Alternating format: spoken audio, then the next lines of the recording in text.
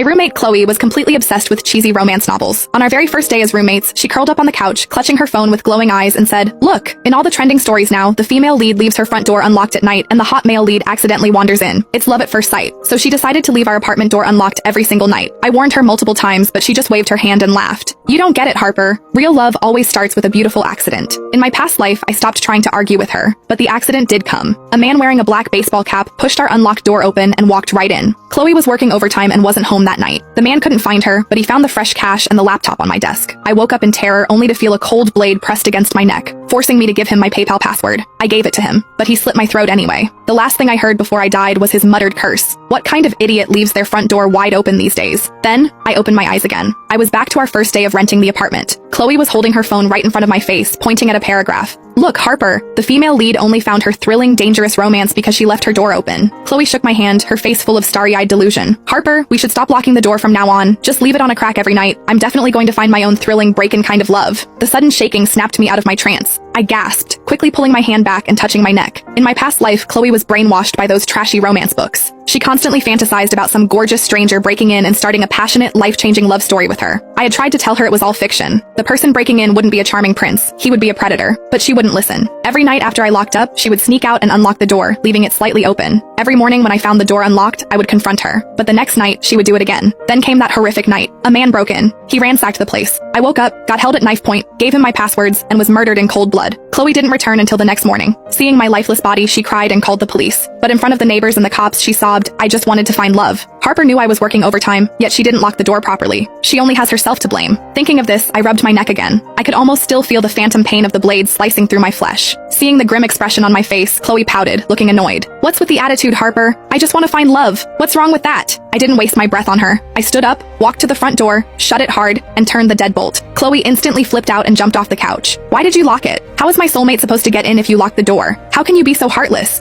You're literally ruining my chance at true love." I stared at her, my face completely expressionless. "Your fantasy love shouldn't be built on my safety. If you want to put your life on the line, go ahead, but don't drag me down with you." With that, I grabbed my keys, walked into my bedroom, and locked the door behind me. Lying on my bed, I ignored her loud banging on my door. I immediately unlocked my phone and started searching for new apartments. I needed to move out. Fast. Outside, Chloe's whining continued. "Harper, you have no right to stop me from finding my destiny. Just because you're single and lonely doesn't mean you can ruin things for me. Besides, you have no looks and no money. Even if a bad guy did break in, he wouldn't even look at you." I was speechless. Did this girl have nothing but romance in her brain? Did she have zero concept of basic safety for women living alone? The real estate agent replied quickly on WhatsApp. "Hi, Miss Harper. I found a great place for you. We can do a viewing tomorrow." I texted back, "No roommates. I want to rent the whole place. How's the security?" The agent replied instantly, "Guaranteed. The building has 24/7 security guards. It's a smart lock. Only your fingerprint will be registered. Plus, there's a police precinct right across the street." Relieved, I started packing my bags. The next morning, I dragged my suitcase out of my room and ran into Chloe, who was about to head out. Seeing my heavy bags, her eyes instantly turned red. "What is this, Harper? Are you abandoning me?" I looked at her coldly. "Where I live is my business. It has nothing to do with you." She blocked the doorway, refusing to let me pass. Then she pulled out her phone and called our landlord, Mason. "Mason, Harper is trying to move out early and break the lease. You need to come over right now." Mason arrived quickly, clutching a spare set of keys, sweating slightly. He looked at my suitcase, then at the tearful Chloe. He frowned. "Harper, you signed a 1-year lease. You paid a security deposit and the first month's rent. If you leave so suddenly, how am I supposed to find a tenant to replace you? Chloe is just a young girl. Do you expect her to pay the entire rent by herself?" I opened the digital contract on my phone and showed him the clause. "According to the lease, if I terminate early, I forfeit my security deposit as a penalty. I am willing to pay that, Mason." Mason paced around the living room with his hands behind his back and sighed. "Why are young people always so impulsive? Sure, Chloe's ideas are a bit naive, but you guys are roommates. Can't you just talk it out? She didn't mean any harm." My voice went ice cold. "She didn't mean any harm? She's waiting for a literal burglar to walk in." "Mason, someone tried to pry open the security door of this building last night.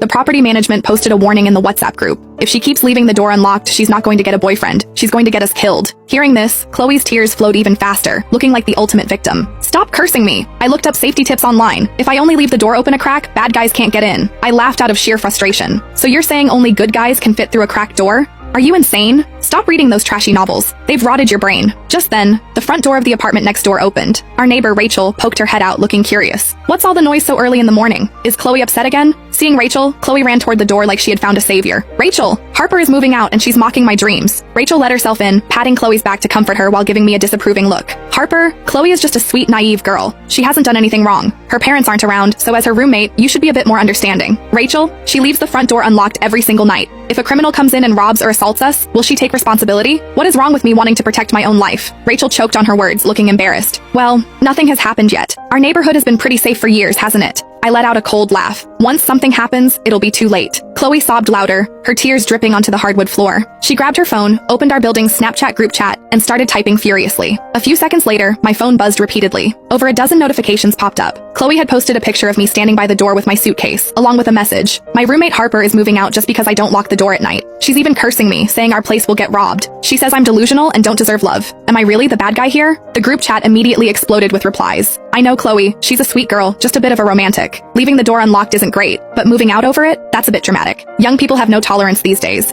Roommates need to compromise. Harper is overreacting. She made Chloe cry. How heartless. I stared at the screen, my fingers turning cold. In my past life, they saw my brutalized corpse, yet they only pitied Chloe for being traumatized. A few tears from her, and she became everyone's darling. Rachel stood in the center of the living room, acting like a self-appointed mediator. See, Harper? Everyone in the group chat thinks you're overreacting. Chloe is just a young girl with romantic fantasies. You're older, you should be the bigger person. Mason tossed his keys onto the coffee table, his tone turning stern. Harper, if you want to leave, I won't stop you. You'll pay the penalty. But do you really have to paint Chloe as some kind of accomplice to murder before you go? A bad guy? I've lived in this building for 10 years. It's perfectly safe. I looked at Mason, dead serious. So because the odds are low, you think I should gamble my life with her? If someone actually breaks in, you guys will be sleeping soundly while I'm the one bleeding out on the floor. Chloe snapped her head up, her eyes red.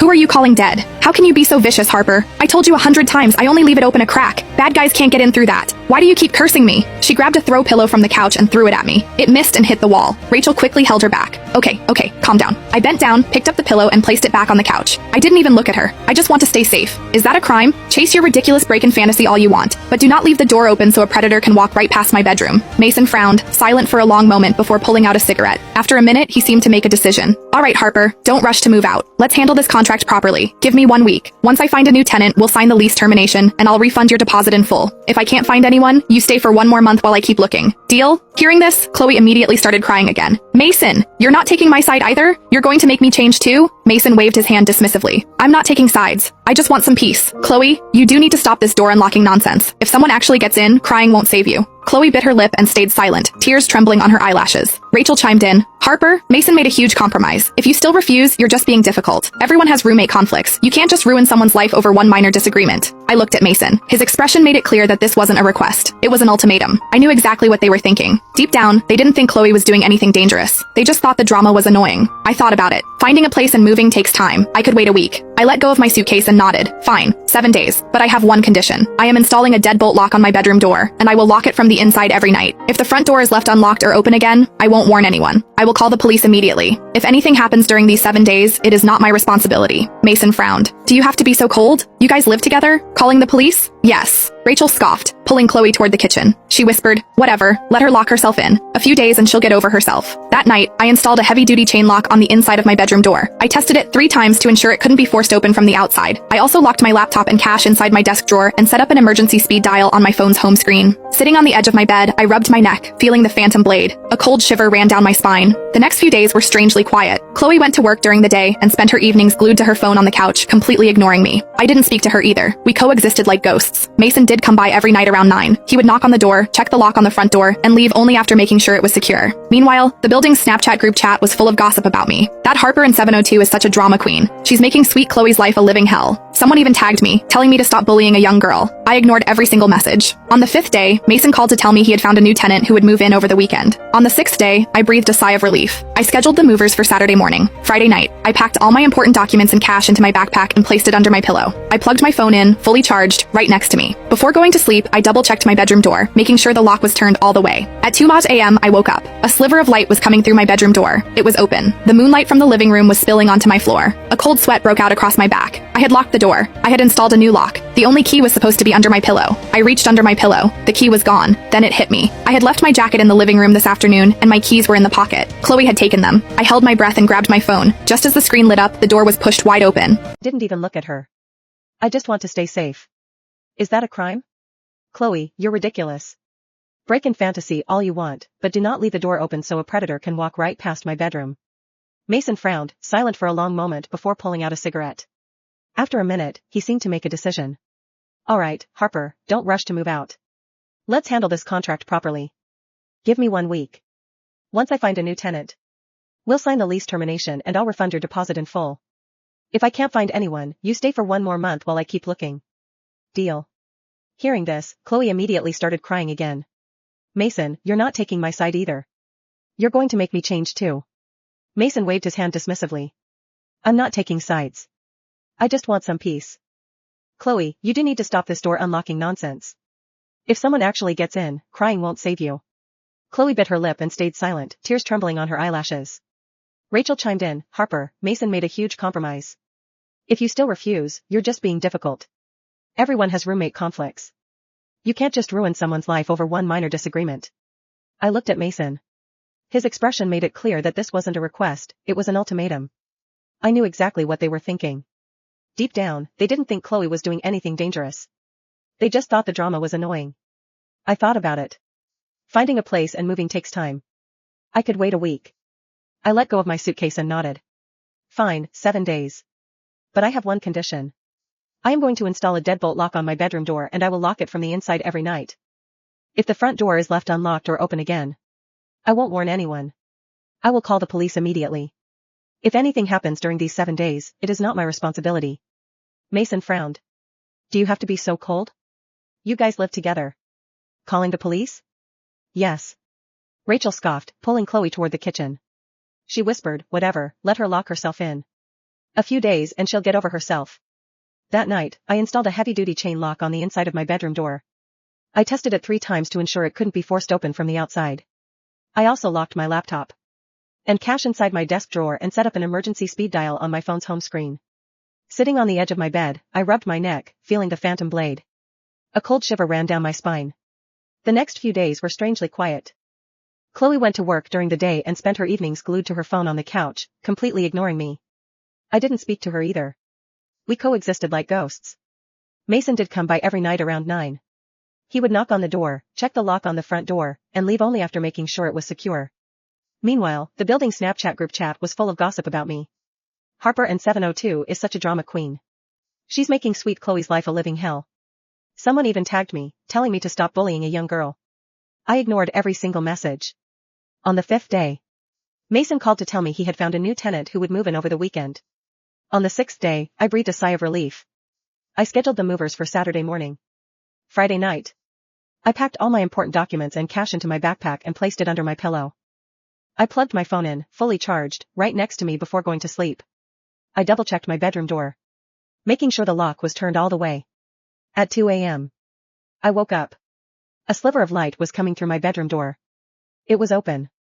Moonlight from the living room was spilling onto my floor. A cold sweat broke out across my back. I had locked the door. I had installed a new lock. The only key was supposed to be under my pillow. I reached under my pillow. The key was gone. Then it hit me. I had left my jacket in the living room this afternoon, and my keys were in the pocket. Chloe had taken them. I held my breath and grabbed my phone. Just as the screen lit up, the door was pushed wide open. A man in a black baseball cap stepped into my room, a folding knife open in his hand. Seeing that I was awake, he paused for a second, then let out a low chuckle. You're awake. I gripped my phone tightly, my thumb frantically tapping the emergency speed dial.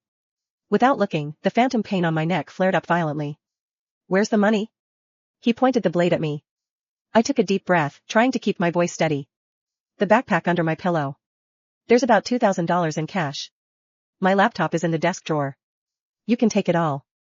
He walked over, grabbed the backpack, and quickly checked the cash. He stuffed it into his pockets, then pulled the laptop from the drawer, tucking it under his arm.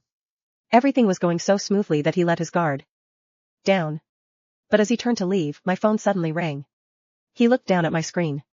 It was an incoming FaceTime call from Chloe. He looked at me, a sadistic grin spreading across his face. Answer it. Put it on speaker. I swiped the screen. Chloe? What are you doing? Hey Harper, is there a guy in your room right now? My face went cold. Did you do this? Are you insane? Chloe's voice came through the speaker, dripping with twisted excitement. Hey handsome, my roommate isn't bad looking and she's got a great body. Don't be picky. She's always lecturing me about how real romance doesn't exist. Why don't you show her what destiny feels like tonight? The intruder froze for a second, then burst into a crude laugh. He turned back to me. Wow, your roommate is pretty generous. Chloe.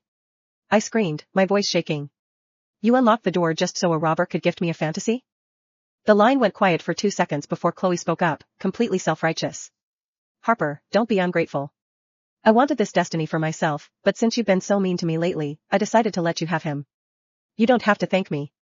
The man laughed out loud, shoved my phone into his pocket, and stepped toward my bed. Well, since your roommate put in a good word for you, it would be rude of me to leave without having some fun, wouldn't it? My fingers finally managed to hit the emergency SOS button on my smartwatch. The moment the call connected, I screamed the address at the top of my lungs. 7 Oak Street, apartment 702. Armed robbery. Help me. The man's expression changed instantly. He lunged at me to grab my wrist. I rolled off the bed, pulling the heavy duvet over myself to block him. He grabbed my ankle and dragged me back, my knee slamming hard against the bed frame. You bitch. You called the cops? Now you're dead. I was gonna let you live, but you asked for this. A cold blade pressed against my neck. Just like in my past life, cutting a thin line into my skin. I felt a warm trickle of blood. I fought with everything I had, but my strength was nothing against a grown man. My muscles began to give out. Is it going to end the same way again? I closed my eyes, ready to accept the inevitable. Suddenly, the bedroom door was kicked off its hinges. 3 police stormed in, their flashlights and firearms aimed directly at him. Police. Drop the knife. Get on the ground now. The knife clattered to the floor, spinning twice before it stopped against the leg of my desk. The intruder's face went from sadistic triumph to animal panic in the space of a single heartbeat. He tried to scramble toward the window, but one of the officers was faster. A knee in his spine, his arms wrenched behind his back. The click of handcuffs echoing through the room like a door slamming shut. Suspect secured, the officer barked into his radio. We need medical in here. Female victim, laceration to the neck. I pressed my hand against the wound. Blood seeped through my fingers, warm and slick, but the cut was shallow. I could breathe. I could move. I was alive. Miss, are you hurt anywhere else? A second officer knelt beside me, his voice steady but urgent. No, just my neck. He had a knife. My voice came out in ragged gasps. My roommate, she unlocked the door. She called him. She told him to. I couldn't finish the words. They felt too grotesque to speak aloud. The officer's expression hardened. He glanced toward the doorway, where the light from the living room still spilled across the floor. Your roommate, where is she now? Before I could answer, my phone buzzed again from where the intruder had dropped it on the bed. The screen still glowed with Chloe's contact photo. A duck-faced selfie she'd taken at a cafe, her hair perfectly curled, her smile bright and oblivious. Harper? Harper, are you still there? Did he?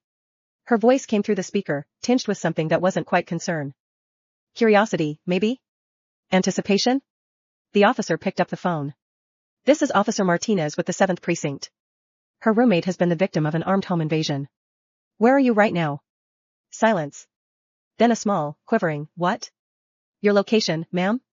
Now, I'm at a friend's place. I stayed over after work. Is Harper okay? I didn't mean for. Her voice cracked, dissolving into frantic sobs. I was just trying to help her find love. Officer Martinez's eyes narrowed. Stay where you are, he said evenly. Do not leave. Officers are on the way. He ended the call before Chloe could say another word. Within 20 minutes, patrol officers found Chloe at Rachel's apartment. She was still crying when they placed her in handcuffs. What are you doing? She shrieked. I'm the one who called Harper. I was checking on her. One of the officers held up the recorded FaceTime call. You invited an armed intruder to assault your roommate. I didn't know he was a criminal. Chloe cried. Eric said he was just going to surprise her. Romance novels always start with dangerous misunderstandings. The detective looked at her as if she had lost her mind. He broke into a woman's bedroom with a knife. He wasn't supposed to use it. Chloe insisted. I only wanted Harper to experience fate. She always says romance isn't real. The officer quietly replied, you're under arrest. At the hospital, I needed 6 stitches across my neck. The doctor told me another centimeter deeper and the blade could have damaged my carotid artery. I thanked him. In my previous life, I never got the chance. This time, I survived. The investigation moved quickly. The building's security cameras showed Chloe unlocking the front door at 1:47 a.m. Another camera captured her secretly removing my bedroom key from my jacket that afternoon. Police recovered weeks of messages between Chloe and the intruder. He wasn't named Eric. His real name was Daniel Price, a repeat offender with convictions for burglary and assault. The online romance Chloe believed in never existed. He had spent months manipulating lonely women into giving him access to apartments. When detectives questioned him, he laughed. I told her I liked romance novels. She believed every word. He admitted Chloe had sent him pictures of our apartment. Pictures of my bedroom. Pictures of me. Even my work schedule. He originally planned to rob the apartment while everyone slept. The moment Chloe told him I was attractive, he decided to stay longer. Every word she spoke during that FaceTime call was recorded. Every single one. Rachel still defended Chloe. She didn't know, she told reporters outside the courthouse. She's just naive. The prosecutor played the recording. Why don't you show her what destiny feels like tonight? The courtroom became so quiet that even Rachel lowered her head. There was nothing left to defend. Mason testified as well. His voice was full of regret. I knew she kept leaving the apartment unlocked. Harper warned me repeatedly.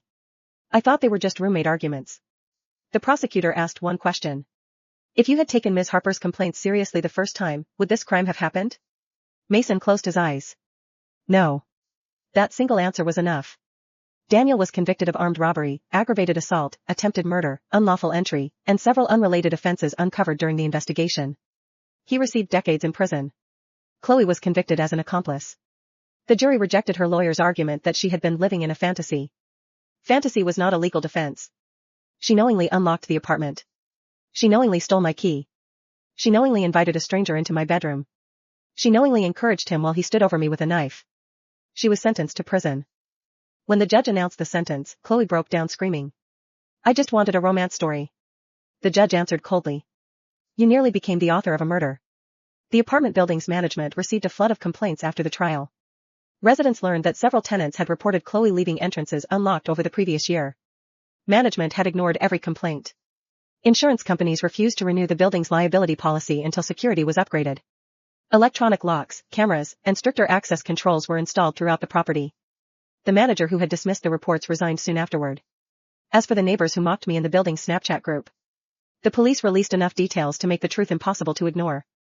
The same people who had called me dramatic quietly deleted their messages.